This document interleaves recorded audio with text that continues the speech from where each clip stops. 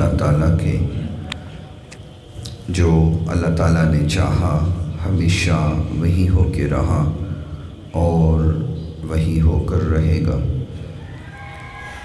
ریت کے ذرات سے زیادہ، پانی کے قطرات سے زیادہ، درختوں کے پتوں سے زیادہ، درود لامحدود آقائے نامدار پیکر حسن و جمال، صاحب شرف و کمال اور پوری کائنات کے سردار حضرت سیدہ آمینہ کے لال، شیما کے ویر، رب کے حبیب، جگ کے حبیب حضرت محمد الرسول اللہ صلی اللہ تعالی علیہ وآلہ وصحبہ وسلم کی ذات گرامی کے لیے، آپ کی پاکیزہ آل کے لیے، آپ کے اصحاب کے لیے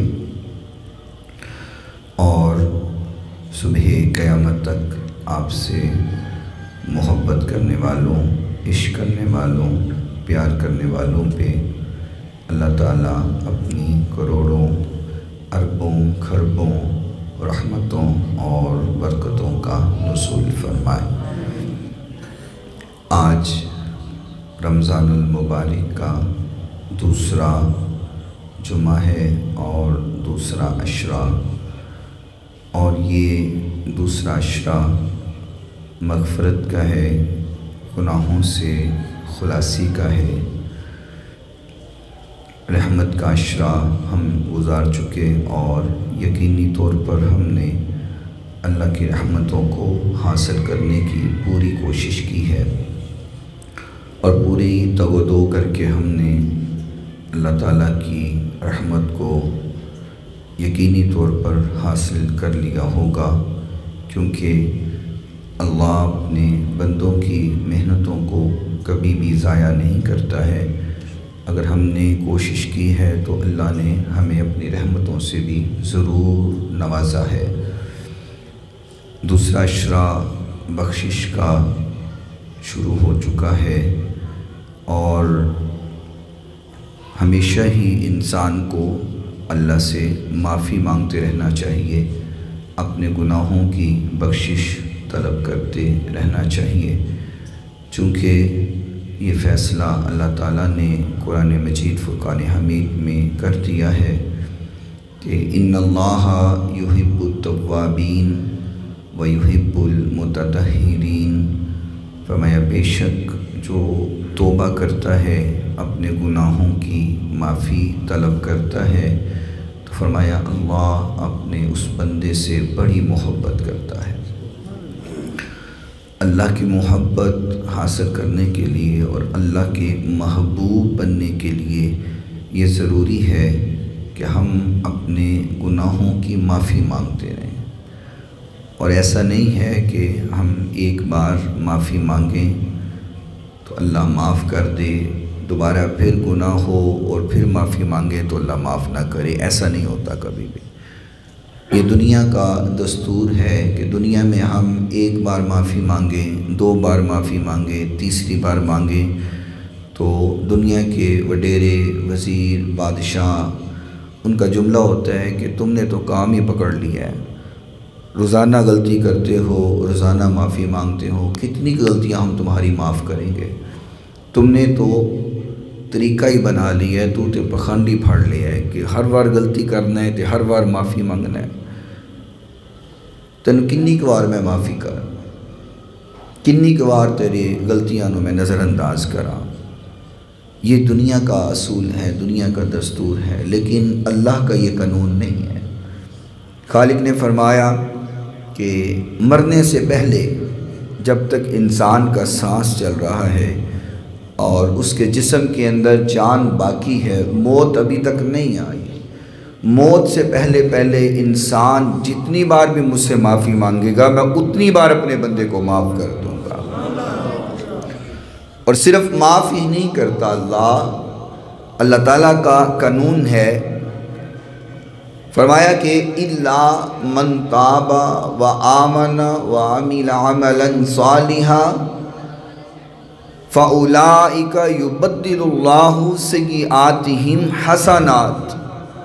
فرمایا کہ جب کوئی بندہ غلطی ہو جائے، خطا ہو جائے، گناہ ہو جائے، من تابا تو وہ توبہ کرے، وآمنا اور ایمان لائے کہ آئندہ یہ غلطی نہیں کروں گا، اب ہو گئی یا رب العالمین اب تو معاف کر، آئندہ نہیں کروں گا، وعمل عملا صالحا تو پھر نیک عمل شروع کر دے، نیکیاں کرنے لگ جائے، گناہوں سے اپنے آپ کو بچانے لگ جائے، تو پھر کیا ہوتا ہے؟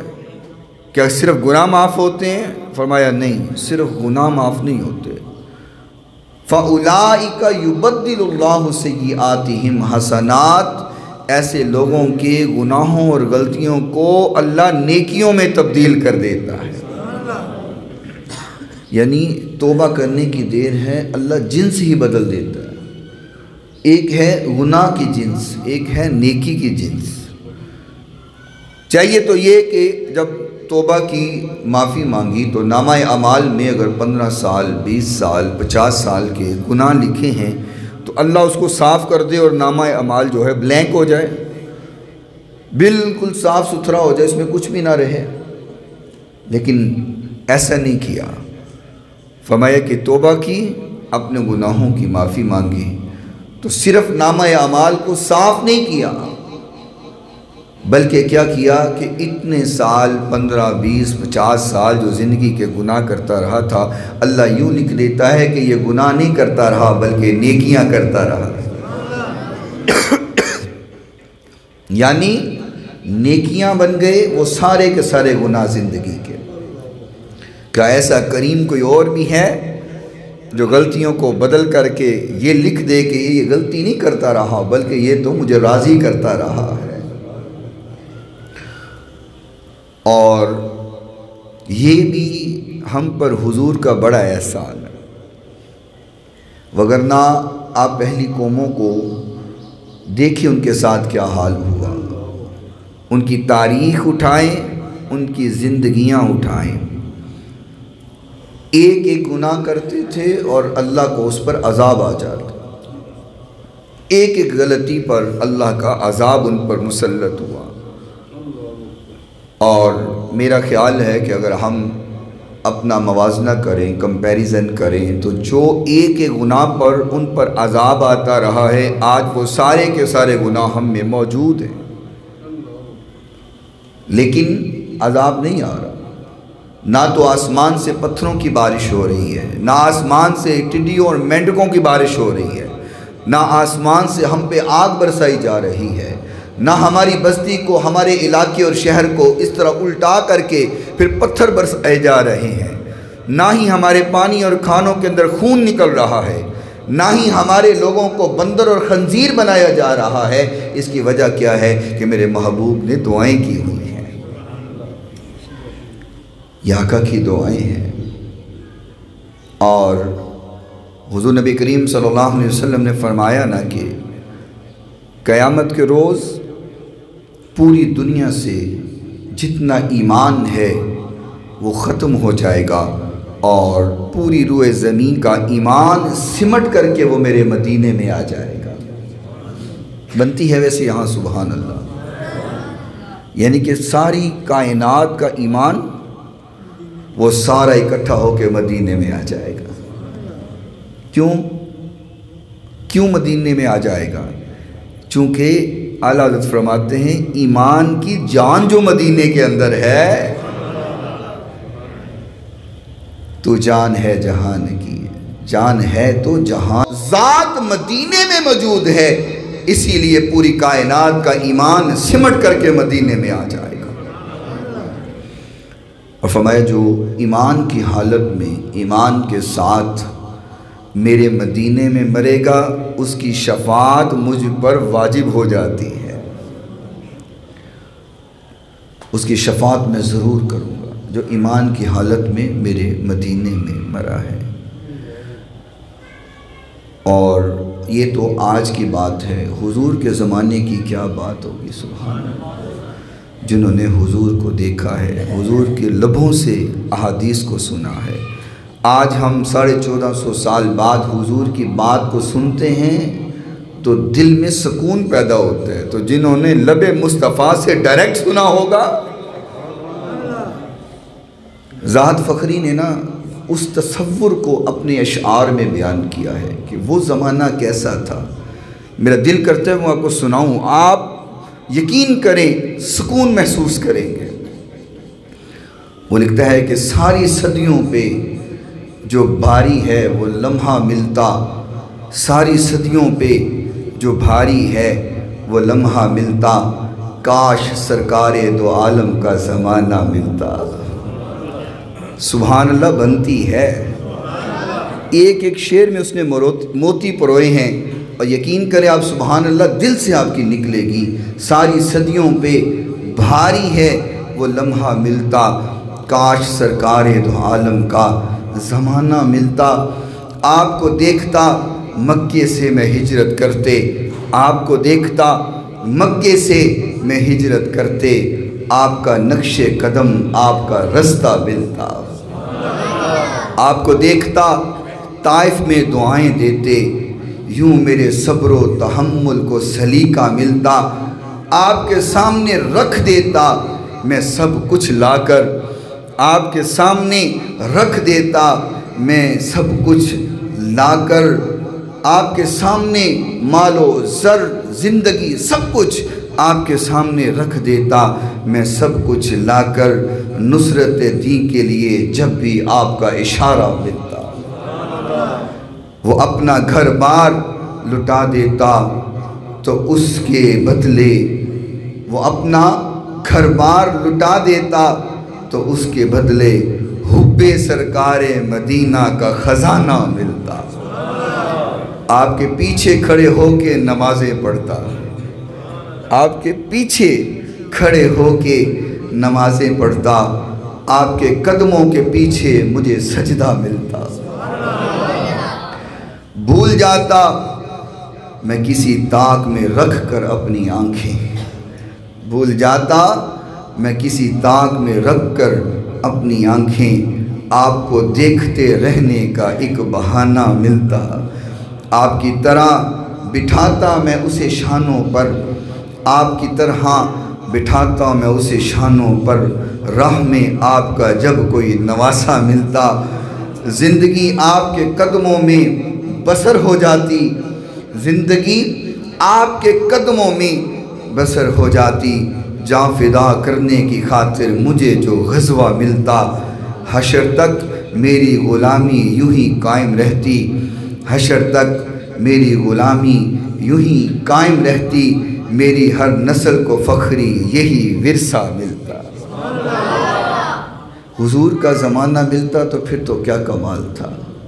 لیکن یہ جو زمانہ ہمیں آج میسر ہے، اس کے لیے بھی حضور نے دعا دی ہے، فرمایا وہ بڑے باکمال لوگ ہوں گے جو بعد میں دین لے کر آئیں گے، بعد میں اسلام لے کر آئیں گے، بعد میں مسلمان ہوں گے۔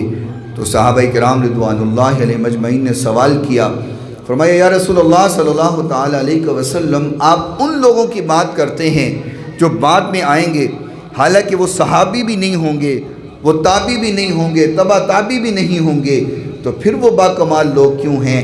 تو آقا کائنات علیہ السلام نے فرمایا کہ تم نے تو مجھے دیکھ کے کلمہ پڑھا ہے، تم نے تو چاند کے 2 ٹکڑے ہوتے بھی دیکھے ہیں، تم نے تو سورج کا پلٹنا بھی دیکھا ہے، تم نے تو معجزات بھی دیکھے ہیں، تم نے تو مجھے دیکھا ہے، میرے حسن کے جلوے دیکھے ہیں، قرآن کو اترتا ہوا دیکھا ہے، تم نے تو ہر چیز کو دیکھ کر کلمہ پڑھا ہے۔ وہ لوگ ہوں گے جنہوں نے کچھ بھی نہیں دیکھا ہوگا، پھر بھی مجھ پہ جان قربان کرنے کے لیے ہمہ تیار ہوتے ہوں گے۔ تو زمانہ یہ بھی، کیونکہ سارا زمانے ہی حضور کے ہیں، ہر ایک زمانہ میرے محبوب پیغمبر علیہ السلام کا ہے۔ رب فرمایا محبوبہ زمانے سارے تیرے لے، محبت سے ایک بار پھر سبحان اللہ۔ رب فرمایا محبوبہ زمانے سارے تیرے نے، رب فرمایا محبوبہ زمانے سارے تیرے نے، عرش والے فرش والے، عرش والے فرش والے دیوانے سارے تیرے نے۔ یہ سارے زمانے تو حضور کے ہیں، تو جو میسر آیا ہے بس یہ دعا کرنی چاہیے کہ وہ وقت حضور کی یاد میں گزرے، حضور کے حکم کے مطابق گزرے۔ میں بات جو عرض کر رہا تھا، یہ جو عشرہ ہے یہ مغفرت کا ہے، یہ گناہوں سے بخشش کا عشرہ ہے، اور کوئی ایک لمحہ ایسا نہیں ہونا چاہیے کہ انسان اپنے رب سے معافی طلب نہ کرے، بلکہ میں کہا کرتا ہوں اپنے ایک ایک گناہ کو یاد کر کے، وہ صغیرہ ہو یا کبیرہ ہو، کسی کے دامن کو ٹٹولنے کی ضرورت نہیں ہے، کون کیا کرتا ہے اس کو دیکھنے کی ضرورت نہیں ہے، کون کتنا گناہگار ہے اس کو جانچنے کی ضرورت نہیں ہے، اپنے ہی من میں ڈوب کر باجا سراغ زندگی، تو میرا نہیں بنتا نہ بن اپنا تو بن، کسی کو ٹٹولنے کی ضرورت نہیں، کون کیا کر رہا ہے، کون کتنی نیکیاں کرتا ہے، کون کتنے گناہ کرتا ہے، ضرورت نہیں، بس اپنے آپ کو چیک کرنا ہے، میں کتنے اعمال کرتا ہوں، میں کتنی نیکیاں کرتا ہوں، میرے دامن میں کیا ہے، یہ دیکھنا ضروری ہے۔ کسی کے بارے میں سوال نہیں ہوگا، ہم سے ہمارے بارے میں سوال ہوگا۔ اور حضور نبی کریم صلی اللہ علیہ وسلم کا فرمان عالی شان ہے، آقا کائنات علیہ السلام نے فرمایا ایھا الناس توبوا الی اللہ، اے لوگو اللہ سے توبہ کرو، اللہ سے معافی مانگو، ایھا الناس اے لوگو توبوا الی اللہ، اللہ سے معافی مانگو، اللہ سے ہمیشہ توبہ کرتے رہو۔ امام مسلم رحمۃ اللہ علیہ نے اس حدیث کو صحیح مسلم شریف میں نقل کیا، اور حدیث کا نمبر 6859 ہے۔ فرمایا لوگو اللہ سے توبہ کرو، اپنے گناہوں کی معافی مانگو، فَإِنِّي أَتُوبُ إِلَيْهِ فِي الْيَوْمِ 100 مرہ، فرمایا میں محمد بھی ایک دن میں اللہ سے 100 بار معافی مانگتا ہوں۔ آپ اندازہ لگائیں، ہم تو دن رات گناہ کرتے ہیں، گناہوں کے پتلے ہیں، اور غلطیاں ہم سے ہوتی ہیں، خطائیں ہم سے ہوتی ہیں، گناہ ہم سے ہوتے ہیں۔ ہم ایک دن میں کتنی بار توبہ کرتے ہیں اللہ سے، ہم ایک دن میں اللہ سے کتنا مناتے ہیں، اپنے رب کو کتنا ایک دن میں مناتے ہیں، کتنی بار استغفار ہم پڑھتے ہیں، ہم اپنے رب کے سامنے کتنی بار آنسو بہاتے ہیں، اپنے گناہوں کو یاد کر کے کتنی بار اللہ کو راضی کرنے کی کوشش کرتے ہیں، بلکہ ہم تو اپنے گناہوں کو گناہ ہی نہیں سمجھتے، ہم سمجھتے ہیں جو ہم کر رہے ہیں وہ بالکل ٹھیک کر رہے ہیں، ہم تو پرفیکٹ ہیں، 100% پرفیکٹ ہیں، ہم میں تو غلطی ہو ہی نہیں سکتی، فلاں غلطی کرتا ہے، فلاں یہ کرتا ہے، فلاں وہ کرتا ہے، فلاں نے ایسے کیا، فلاں نے ویسے کیا، ہم تو بالکل ٹھیک ہیں، ہم اپنی غلطی ماننے کے لیے تیار ہی نہیں ہیں، اور جس کو کوئی نہیں ملتا وہ مولوی صاحب کے اوپر چڑھ جاتا ہے، مولوی صاحب یوں کرتے ہیں اور مولوی صاحب یوں کرتے ہیں، مولوی صاحب نے ایسے کیا اور مولوی صاحب نے ویسے کیا۔ جس کے پیچھے نماز پڑھتے ہیں، نماز پڑھ کے مسجد سے باہر جا کے اس کے خلاف بات کر رہے ہوتے ہیں۔ تو میں حیران ہوتا ہوں کہ نماز کیسے پڑھ لیتے ہیں، امام کے پیچھے جاتے ہیں کہ جب دل میں اسی امام کے بارے میں بغض موجود ہوتا ہے تو ہم دوسروں کی غلطیاں تلاش کرتے ہیں اور اللہ سے کبھی معافی بھی نہیں مانگتے۔ اور حضور کی ذات ہے جو معصوم الخطا ہے، گناہوں سے پاک ہے، آقا کی ذات میں گناہ نہیں ہیں، غلطیاں نہیں ہیں۔ اللہ نے اپنے نبی کو تمام تر غلطیوں اور گناہوں سے پاک رکھا ہوا، معصوم الخطا ہے۔ تو جن کے دامن میں کوئی گناہ نہیں ہے وہ فرما رہے ہیں کہ فَإِنِّي أَتُوبُ إِلَيْهِ فِي الْيَوْمِ مِئَةَ مَرَّةٍ، میں ایک دن میں اللہ سے 100 بار استغفار کرتا ہوں۔ تو جن کا دامن پاک ہے وہ ایک دن میں 100 بار معافی مانگیں، اور ہم گناہوں سے بھرے ہوئے ہم گناہ کی معافی ہی طلب نہ کریں، اور پھر ہم کہتے ہیں نہیں جنت کا ٹکٹ تو ہماری جیب میں ہے، ہم تو پکے جنتی ہیں، ہم نے تو جنت میں جانا ہی جانا ہے۔ اور ایک اور حدیث پاک حضور نبی کریم صلی اللہ علیہ وسلم کی آپ سماعت کریں۔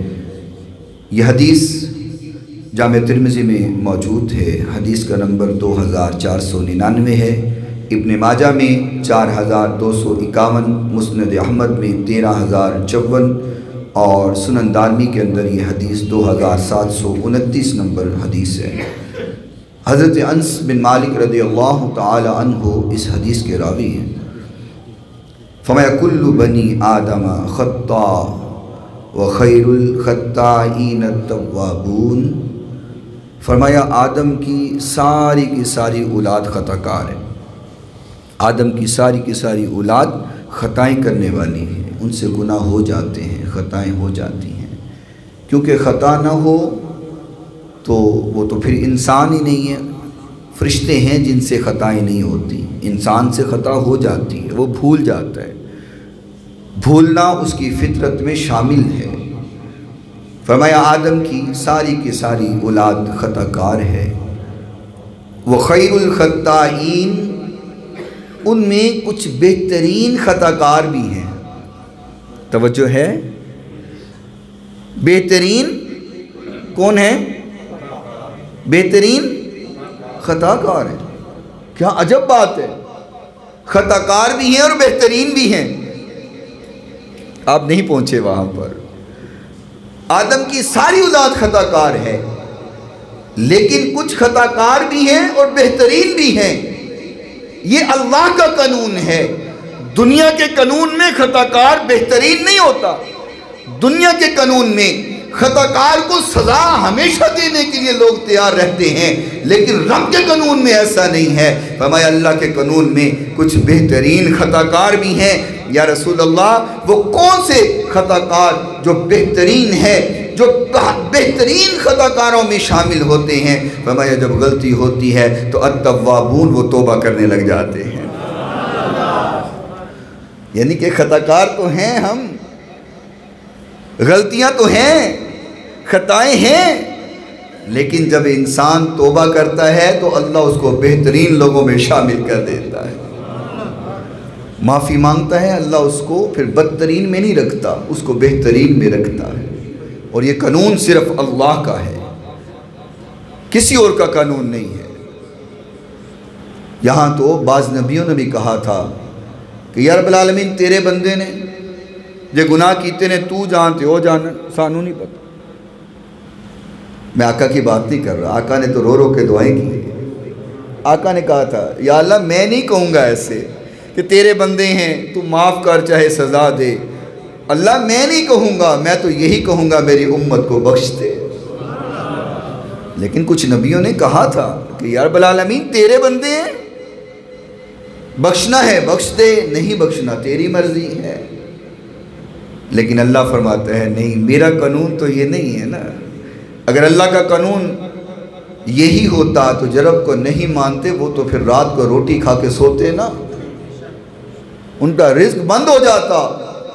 جو اللہ کے فرامین پر زندگی نہیں گزارتے، اللہ کے احکام کو نہیں مانتے، پھر ان کے لیے زمین تو تنگ ہو جاتی، لیکن ایسا نہیں ہے۔ قانون رب کا کیا ہے؟ فرمایا قُلْ يَا عِبَادِيَ الَّذِينَ أَسْرَفُوا عَلَىٰ أَنفُسِهِمْ، فرمایا میرے محبوب میرے بندوں سے کہہ دو۔ کن کو؟ اونچی بولیں ذرا، میرے بندوں سے کہہ دو۔ یا رب العالمین کون سے بندے؟ جو نمازیں پڑھتے ہیں؟ فرمایا نہیں۔ جو روزے رکھتے ہیں؟ نہیں۔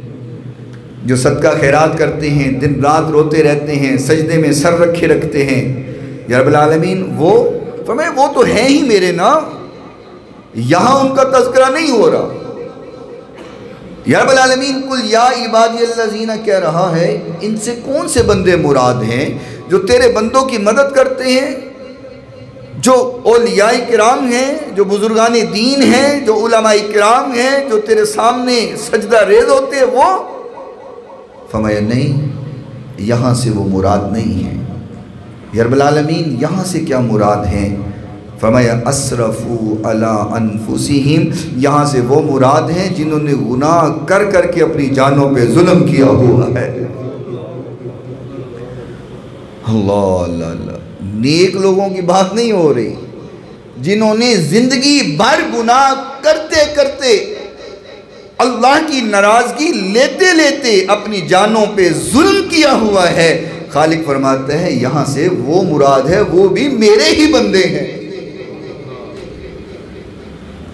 ہم زندگی ساری گناہوں میں گزار دیں، یہاں سگا باپ بھی کہہ دیتا ہے، بیٹا اپنے باپ کی بات نہ مان رہا ہو تو باپ سگا کہہ دیتا ہے جا تو میرا ہے ہی نہیں۔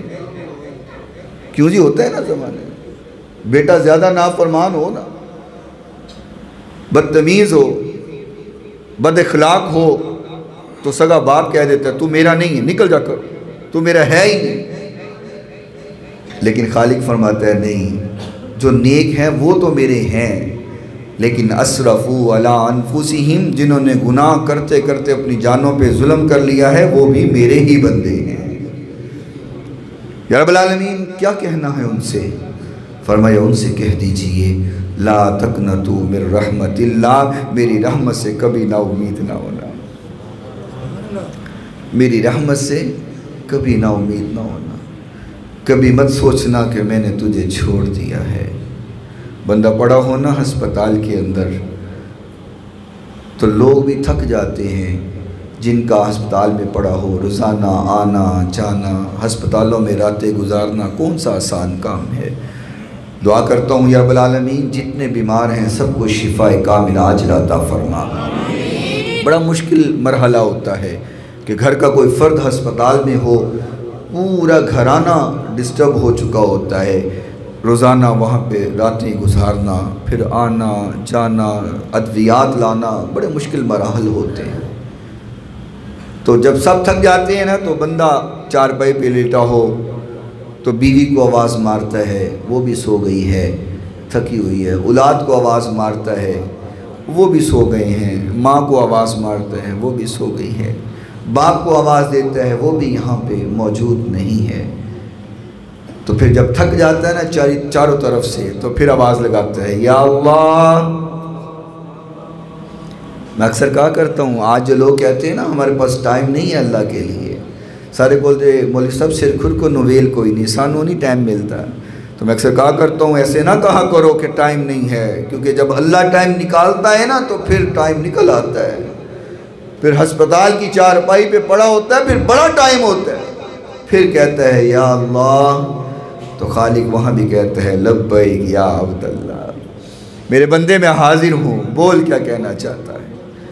تو اللہ اپنے بندے کو کبھی نہیں چھوڑتا۔ فرمایا میرے بندوں سے کہہ دو لا تقنطوا من رحمت اللہ، میری رحمت سے کبھی نا امید نہ ہونا، ان اللہ یغفر الذنوب جمیعا، بے شک اللہ تیری زندگی بھر کے گناہوں کو معاف کر دینے والا ہے۔ ہاتھ پھیلانا تیرا کام ہے، تھوڑا سا آنسو آنکھ میں لے کے آنا تیرا کام ہے۔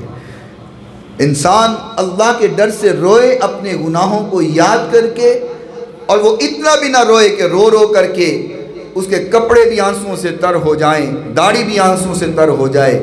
فرمائے اتنا رونا آئے تو بڑی خوش بختی ہے کہ انسان کے آنکھوں میں آنسو آئیں اپنے رب کو راضی کرنے کے لیے، لیکن اگر اتنا سا آنسو بھی آ جائے اللہ کے ڈر سے کہ وہ چھوٹا سا آنسو کا قطرہ جس کا سائز مکھی کے سر کے برابر ہو اور وہ آنکھ سے نکل کر گال پہ بھی نہ گرے، تیری پلک پر چپک ہی جائے، فرمایا مجھے وہ بھی اتنا پسند ہے، میں زندگی بھر کے گناہوں کو معاف کر دے۔ اتنا کریم رب ہے، اتنا غفور رب ہے۔ فرمایا وَإِذَا سَأَلَكَ عِبَادِي أَنِّي فَإِنِّي قَرِيب، میرے محبوب میرے بندے میرے بارے میں سوال کرتے ہیں، میرے بارے میں پوچھتے ہیں کہ رب کتنا قریب ہے۔ فرمایا میں اپنے بندوں کے بہت قریب ہوں۔